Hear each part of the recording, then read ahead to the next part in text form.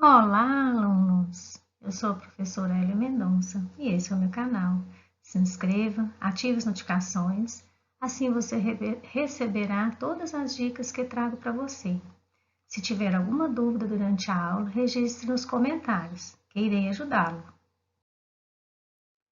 Objetivos da nossa aula: conceituar entalpia, reconhecer que há transformações químicas e físicas que ocorrem com o consumo ou produção de energia e que essa energia pode ser medida, e calcular a quantidade de calor transferida.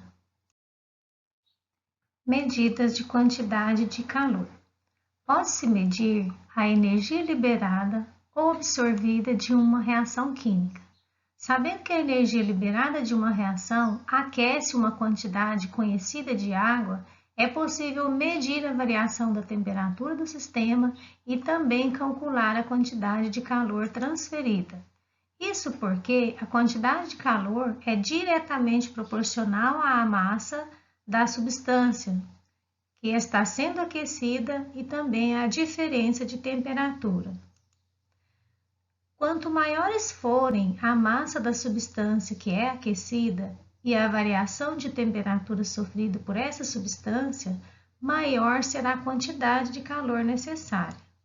Se uma grandeza ela é diretamente proporcional a duas outras, então também é diretamente proporcional ao produto delas, ou seja, Q é proporcional à massa, Q é a quantidade de energia e M a massa. Quantidade de energia é proporcional à variação de temperatura, a quantidade de energia é proporcional ao produto, que é a massa, vezes a variação de temperatura, que é o que está dizendo aqui nesses dois parágrafos. Então, essas três grandezas podem ser relacionadas pela expressão que calcula a quantidade de calor, que é dada por esta equação. Q é igual a constante vezes a massa vezes a variação de temperatura. A constante de proporcionalidade indicada na expressão matemática que vimos no slide anterior é conhecida como calor específico e é representada pelo símbolo C. Logo, podemos escrever Q é igual a constante vezes M vezes ΔT, onde M é a massa da substância, Q é a quantidade de calor absorvida pela substância, C é o calor específico da substância e ΔT é a variação da temperatura da substância. Então, conhecidas todas essas grandezas, podem se relacionadas à expressão, que podem estar relacionadas com a expressão, pode-se medir a energia liberada ou absorvida em uma reação química. O calor específico de uma substância corresponde à quantidade de energia necessária para elevar 1 grau Celsius a temperatura de 1 grama dessa substância, que também pode ser chamado de caloria. Unidades de medida de quantidade de calor. A caloria é a quantidade de energia necessária para aumentar 1 grau Celsius a temperatura de 1 grama de água. Também nós vimos no slide anterior que corresponde ao calor específico da substância.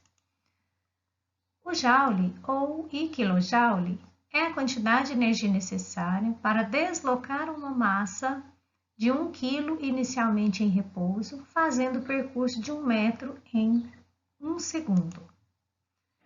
Uma caloria equivale a 4,18 joules. Uma quilocaloria equivale a 1000 calorias, que equivale a 10 elevado a 3 calorias. Então, expressões aí relacionadas, né? Equivalentes. 1 quilojoule equivale a 1000 joules, que equivale a 10 elevado a 3 joules. O joule é a unidade de energia do sistema internacional. O quilojoule também pode ser utilizada e representada por 10 elevado a 3, como eu coloquei aqui. Ou seja, é uma unidade 1000 vezes maior que o joule. A quilocaloria, que corresponde a 10 elevado a 3 cal, é muito utilizada para dar informações nutricionais dos alimentos. Por não fazerem parte do sistema internacional, sempre que se utilizam essas unidades, deve-se fornecer também o valor em joule ou quilojoule. Vamos a um exemplo. Que quantidade de calor é liberada por uma reação química que é capaz de elevar de 20 graus Celsius para 28 a temperatura de 2 kg de água, dados o calor específico da água é 1 caloria por grama vezes graus Celsius. Então, inicialmente, vamos extrair do texto os dados do problema. Então, temos uma massa de 2 kg, que equivale a 2.000 gramas. Temos a temperatura inicial, que é de 20 graus Celsius. Temos a temperatura final, que é 28 graus Celsius. E temos o calor específico da água, que é 1 caloria por grama vezes graus Celsius. Podemos agora calcular o ΔH. E lembrando, no slide anterior, que a quantidade de calor recebida ou cedida por um corpo pode ser calculada através da fórmula de quantidade de energia, onde Q é calor, M é a massa, C é o calor específico e ΔT é a variação de temperatura do sistema.